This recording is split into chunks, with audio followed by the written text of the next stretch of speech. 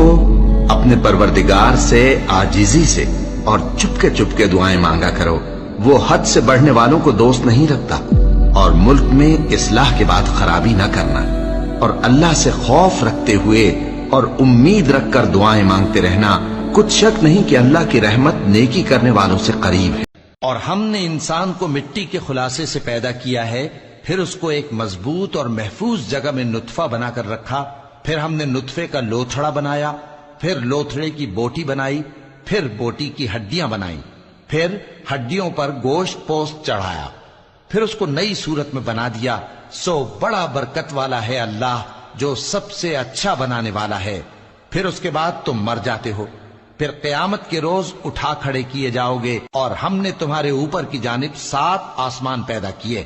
اور ہم خلقت سے غافل نہیں ہیں۔